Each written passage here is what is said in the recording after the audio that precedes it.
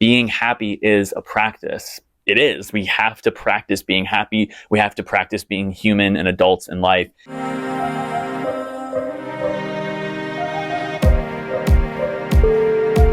So I just finished Jonah Hill's new movie, Stutz. As I was watching it, I realized a lot of these concepts are very similar to Buddhist practices and principles. So today, we're going to go through all of Stutz's tools and compare them to Buddhist concepts. The first tool, reality. According to Stutz, all reality will consist of three things for sure. That is pain, uncertainty, and constant work. If you know anything about Buddhism, this is pretty much a framework of the Four Noble Truths. Specifically, the first noble truth, in life there will be suffering. So in life there will be pain, in life there will be uncertainty, and in life there will be constant work.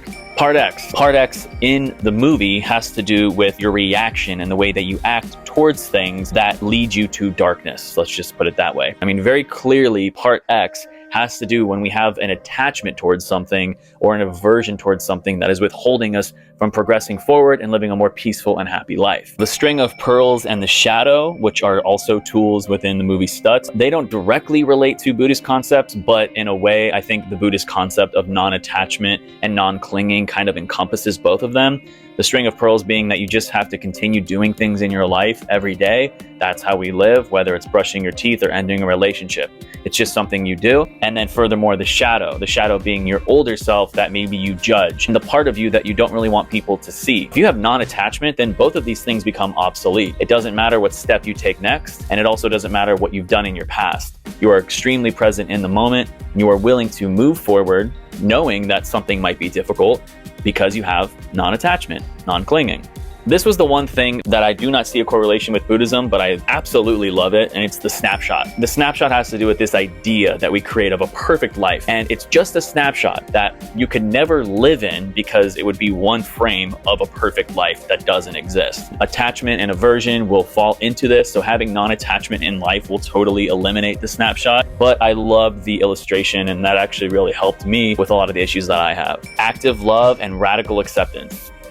Incredibly linked to Buddhist concepts. Active love. He has Jonah Hill close his eyes and imagine love all around him. There is a meditation in Buddhism called metta, and metta means loving kindness of that of a friend. In metta meditation, you actually imagine love coming from within and radiating outward. So just as Stutz has Jonah Hill do in the movie, I do and other Buddhists do every single day during their metta visualizations and meditations. Radical acceptance, speaking about judgment of yourself and of others, of what potentially could happen in the future. So again, we're going to accept the reality as it is, and I guess in Stutz's terms, radically. The grateful flow is a beautiful concept of just being extremely grateful. I think that obviously that's a big thing in Buddhism, because when you're happy and just feeling compassion and love, you're going to be grateful for all scenarios, knowing that we're just experiencing life as it's coming. And you're also going to be grateful that you've stopped your suffering. You've come to this radical acceptance. You immerse yourself in love through meditation and understanding that this too shall pass. And in turn, you're grateful. You're grateful for all things in life. As a summary, I just want to say that I think everybody should watch this movie. If you have any mental health issues, which we all do this day and age, this movie will give you the tools to help you combat them, but also understand that you're kind of just learning these tools. You're not actually practicing them unless you sit down and start to practice them. And that's why I always push a meditation practice, because being happy is a practice. It is. We have to practice being happy.